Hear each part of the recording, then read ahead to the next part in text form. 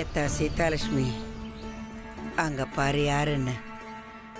நீயும் உன் மகளும் திட்டம் போட்டு யாரை வச்சு இந்த கல்யாணத்தை நிப்பாட்டினீங்களோ அந்த பைய கூடவே உன் மக வந்திருக்கா. இல்லை ஜெயராமா, அவளுக்கு நடுவில் ஒன்றும் இல்லைல்ல, அம்பட்டு முடிஞ்சு போச்சு.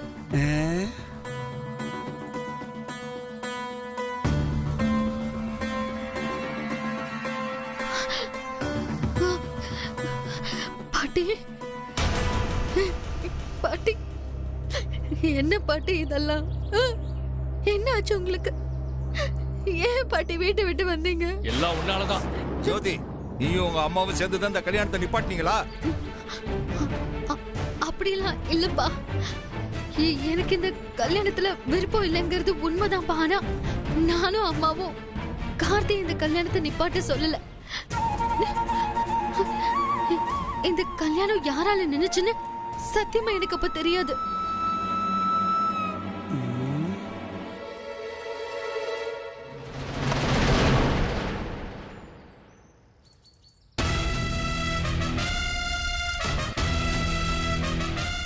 பாட்டி, இப்போ கார்த்தி என் கூட வந்ததும் தற்செயலா நடந்ததுதான் பாட்டி.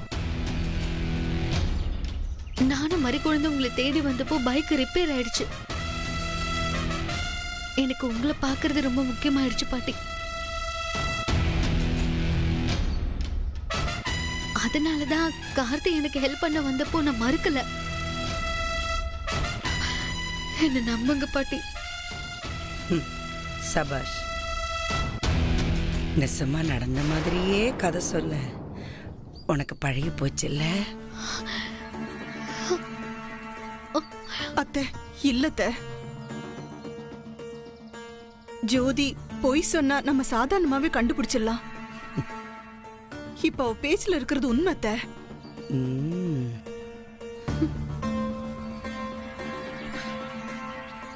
நீங்க நம்பலல? இருங்க, அவனே வந்து சொல்லுவான்.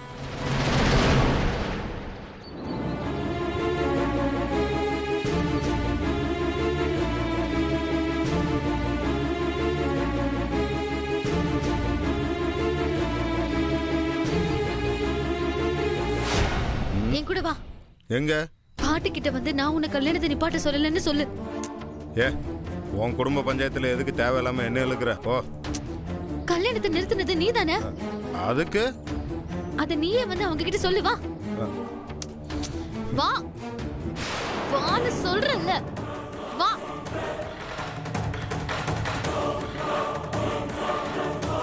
வாண்ணா. ஏய், சொன்னா கேளு. வா. ஏய், விடுங்கறல்ல. சும்மா சொல்லுன்னு என்னை போட்டு தொந்தரவு பண்றவ. இங்க பாரு, புண்ணியத்துக்கு மாட்டை கொடுத்தானா ஒருத்தன் பல்லு சரியா இருக்கான்னு பிடிச்சு பார்த்தானா அந்த மாதிரி இருக்கு. உதவிக்கு வந்தவன உபத்தரம் பண்ணாம விடுங்க. சும்மா அதை சொல்லு இதை சொல்லுங்கிட்டு.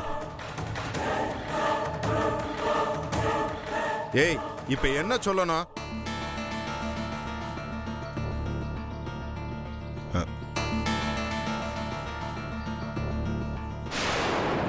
அம்மா ராணி அம்மா,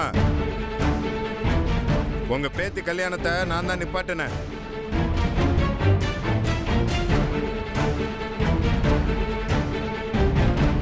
இவ என்கிட்ட பேசின பேச்சுக்கு இவன் மன்னிப்பு கேட்கற வரைக்கும் இவளை ஃபாரின் போகவும் விட மாட்டேன், எவனும் வந்து தாலி கட்டவும் விட மாட்டேன்.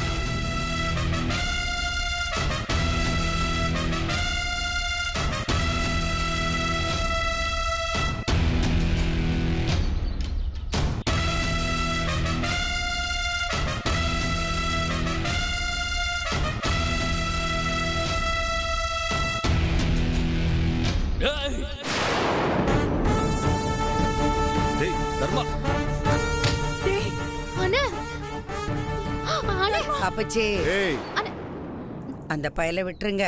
அதுல அப்பத்தா இவனா? என் பேச்சுக்கு மரியாதை கொடுப்பியாளா மாட்டியாளா?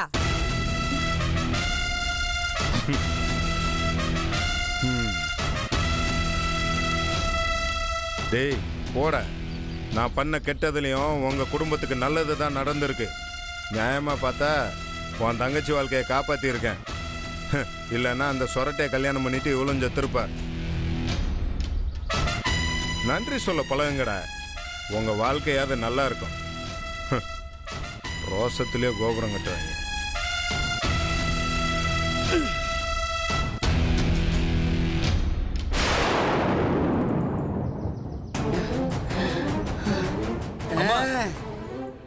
யார் வர வேண்டாம். இது எனக்கும் என் பேத்திக்கும் நடுவில் இருக்கிற பேச்சுவார்த்தை.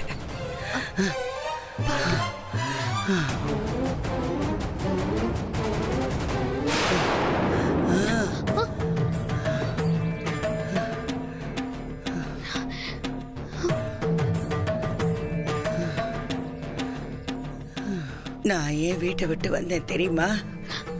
அது நானும் அம்மாவும் சேர்ந்துதான் இந்த கல்யாணத்தை இல்லத்தா இல்ல. அந்த பைய காட்டு குதிரை. யாரும் அவனை கடுவாளத்தால கட்டுப்படுத்த முடியாது. ஒரே ஒருத்தியை தவிர அவன் ஆத்தாக்காரி. எத்தா நான் வீட்டுக்கு வரணுமா வேண்டாமா? பாட்டி, ஏன் பாட்டி இப்படி எல்லாம் கேக்குறீங்க? நீங்க தான் நம்ம வீட்டோட அடையாளம். நீங்க தான் அதோட கௌரவம். நீங்க இல்லைன்னா அந்த வீட்டுக்கும் எங்களுக்கும் மரியாதை இல்ல பாட்டி. அப்ப ஏன் மரியாதை, ஏன் கௌரவம் எதுத்தா? நீங்க தானே இந்த நாகரத்னம். ராணியாத்தான் பிறந்தேன், ராணியாத்தான் வாழ்ந்தேன், ராணியாத்தான் வாழ்வேன், ராணியாத்தான் சாகவும் செய்வேன். பாட்டி, உன் அத்தக்காரி என் கௌரவத்தையும் என் பரம்பரை பெருமையையும் இடது காலால எத்தி தள்ளிட்டு போனப்பவே செத்துட்டேன். நான் செத்துட்டேன். நடப்பணமா திரிஞ்சிட்டு இருந்தேன். அந்த நடப்பணத்துக்கு எப்ப உசுர் வந்தது தெரியுமா? என் கௌரவத்தையும் பெருமையும் திருப்பி கொடுக்கறதுக்கு என் பேத்தி நீ பிறந்தப்ப. புரியுது பாட்டி. இல்லத்தா, உனக்கு புரியல. என் பேத்தியா இருந்திருந்தா, என் வைராக்கியம் உனக்கு இருந்திருந்தா, அந்த பையன் உனக்கு உதவி செய்யறேன்னு சொன்னப்பவே நீ அவனை உதறி தள்ளிட்டு வந்திருப்ப.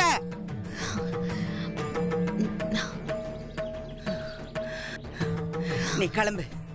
உன் அப்பா ஆத்தால கூட்டிக்கிட்டு நீ கிளம்பு. ஆஹா, என் வைராக்கியத்தை கொஞ்சம் கொஞ்சமா கொண்டு போடுவிய, அது வேணா. நீ கிளம்பு. பாட்டி, என்ன பாட்டி? நான் வேணா அத்தா. அந்த பயலோட நீ ஒட்டி உராசிட்டு இறங்கும் போதே அம்புட்டும் புரிஞ்சிருச்சு. இல்ல, நீ உன் அத்தக்காரி பக்கத்துல நின்னு உன் பங்குக்கு நீ என்ன முதுகுல குத்த வேண்டாம். அப்புறம் நான் ஆண்டுகிட்டு தான் சாகணும். அதுக்கு நான் என் ஐயன் முனீஸ்வரன் காலையே கடந்து செத்து போறேன். போத்தா பாட்டி, என் கல்யாணம் நடந்திருந்தா நான் செத்திருப்பேன் பாட்டி. அது உங்களுக்கு திருப்தியா இருந்திருக்குமா? தப்புதாத்தா, நான் பண்ணது தப்புதே. இவனை கட்டிக்க அவனை கட்டிக்கன்னு திரும்ப திரும்ப ஒத்த வார்த்தை உங்களை பார்த்து சொல்ல மாட்டேன். உங்களை பார்த்து சொல்ல மாட்டேத்தா. இது ஐயே முனீஸ்வரன் மேல சத்தியம். ஒத்த வார்த்தை என் வாயிலிருந்து வராதுத்தா. இது நான் என் பேத்திக்கு கொடுக்கிற வாக்கு, அவளுக்கு நான் கொடுக்கிற கௌரவம். நீங்க எனக்கு என்ன கௌரவம் கொடுப்பீங்க அத்தா? சொல்லுங்க. நீங்க எனக்கு என்ன கௌரவம் தருவீங்க? எதை நம்பி நான் உங்க கூட வர? என்ன வேணும் பாட்டி? நான் என்ன தரணும்? வாக்கு. என்னன்னு? எனக்கு வாக்கு கொடுங்க. எனக்கு சத்தியம் பண்ணி கொடுங்க. நான் சாகிற வரைக்கும் நான் செத்ததுக்கு அப்புறம் கூட அந்த பால்கோவாக்கார மகனை கட்ட மாட்டேன்னு எனக்கு சத்தியம் பண்ணி கொடுங்க.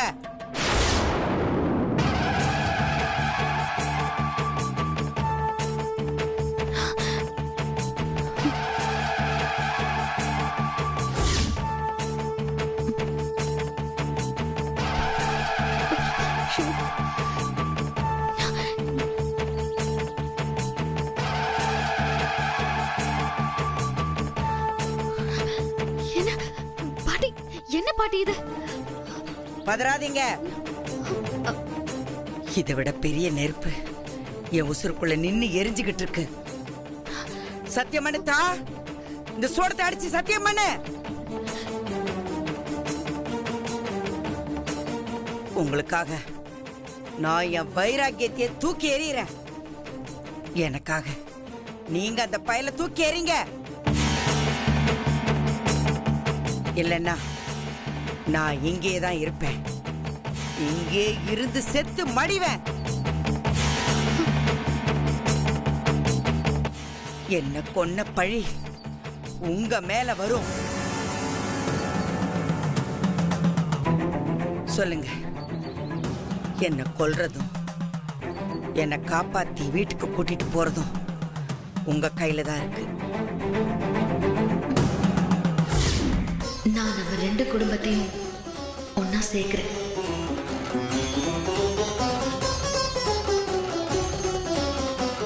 என்ன ஆனாலும் சரி, நான் உங்க கூட நிற்பேன்.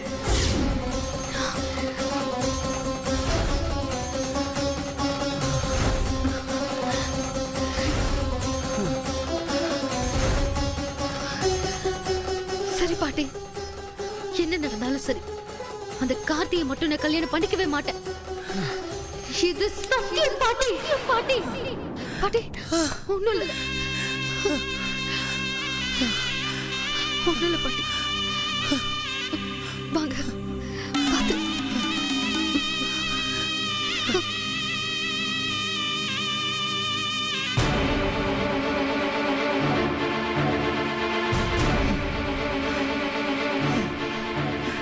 அண்ணே, வண்டி எடுங்க. வண்டி எடு. வாங்க, பாத்து பாத்து.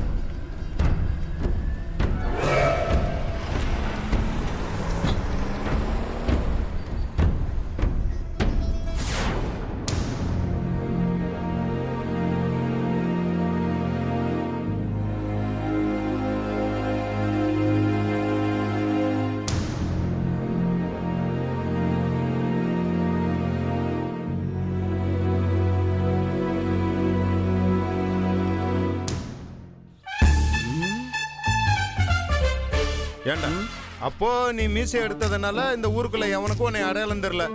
அப்படித்தாப்பா நானும் நினைச்சேன். இந்த வேட்டி சட்டை மாத்தா முட்டல்ல வந்து காலரை புடிச்சு காசை வாங்கிட்டு போயிட்டான். சரியா போச்சு போ.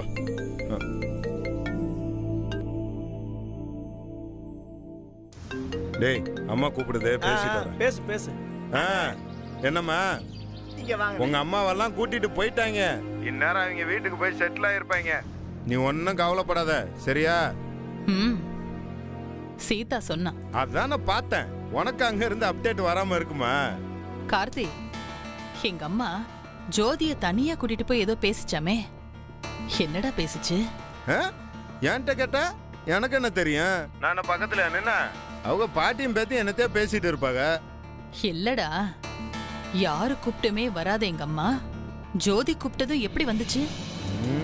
அதுவும் கார்ல ஜோதி மடியில படுத்துக்கிட்டே வந்துச்சாமே. இங்க பாரு, எனக்கு அதெல்லாம் தெரியாது. நீ வீட்டுல வருத்தப்பட்டு அழுத, அதுக்காக நான் கிளவியை தேடி போனேன்.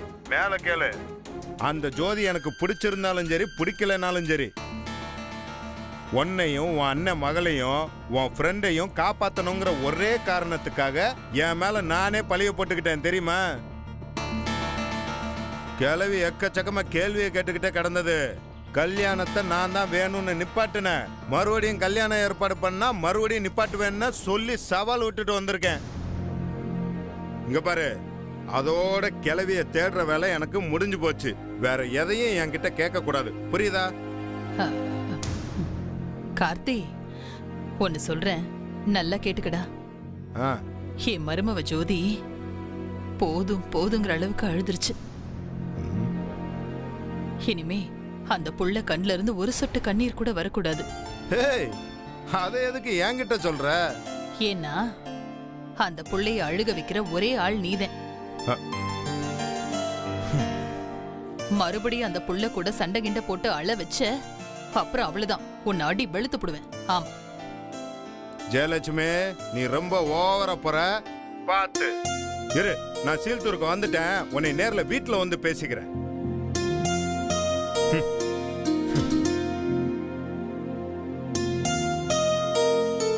ஏன் மதனி, என்னைய பார்த்தா உங்களுக்கு கிறுக்கி மாதிரி தெரியுதா? நான் அம்புடுத்தோட சொன்னதுக்கு அப்புறமும் என் குடும்பம், என் அண்ணன், என் அண்ணமாவன் அதை பத்தியே பேசுறீங்களே. இதுவும் உன் குடும்பம்னே, முதல்ல அதை மனசுல வச்சுக்க மதனி. என் மருமகன் ஒன்னும் யாருக்கும் வேலைக்காரன் கிடையாது. என் மகனை நான் யாருக்கும் வேலை செய்ய அனுப்பல, அவன் கடமைய செய்ய சொல்லிதான் அனுப்புனேன். எது கடமை இல்ல எது கடமை நீ நினைக்கிற மதனி? நம்மள துச்சமா மதிக்கிறவங்களை நாமளும் துச்சமா தான் மதிக்கணும். அவங்களுக்காக அழுகிறதும் தப்பு, இறக்கப்படுறதும் தப்பு. சரசு, வேண்டாம், இதுக்கு மேல நீ எதுவும் பேசாத. ஏன் பேசக்கூடாது? ஏன் பேசக்கூடாது மதனி? நான் பேசுவேன். என் புருஷனை கொன்ன ஒரு கொலகார குடும்பத்துல இருந்து இந்த வீட்டுக்கு நீங்க ஒரு பொண்ணை கொண்டு வரணும்னு நினைப்பீங்க. நான் பாத்துக்கிட்டு சும்மா இருக்கணுமா? நானும் அந்த கொலகார குடும்பத்தை சேர்ந்தவதேன். சும்மா எங்க அண்ணன் கொலை பண்ணிட்டான்னு சொல்றியே. எங்க அண்ணன் பண்ணது சரின்னு சொல்லல, தப்புதேன். அதுக்கு நானே சாட்சி சொல்லி என் அண்ணனுக்கு தண்டனையும் வாங்கி கொடுத்திருக்கேன். நான் செத்தாலும் நியாயத்தை சாக விட மாட்டேன். அதனால இப்படி பேசுறது எல்லாம் நீ விட்டுடு. நீங்க தண்டனை வாங்கி கொடுத்தோனே என் புருஷன் திரும்பி வந்துட்டாரா? அது முடிஞ்சு போன கதை. இழந்திருக்க, உன் இழப்பு புரியுது. ஆனா அந்த இழப்பு கீடா ஏன் புள்ளைய வலுக்கட்டாயமா உனக்கு தாரவாத்து கொடுக்க முடியாது. அத நீ சொல்லக்கூடாது மதனி, சொல்லவும் கூடாது. என் அண்ணனும் மருமகனும் சொல்லட்டும், பாத்துக்கலாம். ஏமா உங்க ரெண்டு பேருக்குள்ள சண்டை முடியலையா? முடியாதுனே, நீயே மத்தியஸ்தம் பண்ணி தீர்த்து வச்சிரு. எனக்கு இன்னைக்கு ரெண்டுல ஒரு பதில் தெரிஞ்சாகணும். என் மகளை உன் மகனுக்கு கட்டி கொடுப்பியா இல்லையா? என்ன நீ விட்டா கழுத்துல கத்திய வச்சு கேப்ப போல இருக்கு. ஜெயா, அந்த புள்ள இப்ப அவளோட உரிமையை தான் கேக்குது. எது உரிமை? எதுங்க உரிமை? ஏன் மவன் கிட்ட அவன் விருப்பம் என்னன்னு கேட்காம, அவன் விருப்பம் என்னன்னு தெரிஞ்சுக்காம, ஏன் மவளை தான் நீ கட்டணும்னு அவ சண்டை பிடிக்கிறது உரிமையா? கேட்டுக்கனே, உன் சம்சாரம் சொல்றத நல்லா கேட்டுக்க. இந்த அம்மாவுக்கு நித்தமும் ஊசி போடுறதுக்கு என் பொண்ணு தேவை. இந்த அம்மா ஆஸ்பத்திரியில இருக்கும்போது அவங்களுக்கு வைத்தியம் பார்க்கறதுக்கு என் பொண்ணு தேவை. அப்போ உங்க குடும்பத்தை பொறுத்த வரைக்கும் என் பொண்ணு சம்பளம் இல்லாத வேலைக்காரி, அப்படிதானே? தப்பா இருக்கு சரசு, ரொம்ப தப்பா இருக்கு. மொட்டை தலைக்கும் முழங்காலுக்கும் முடிச்சு போடாது.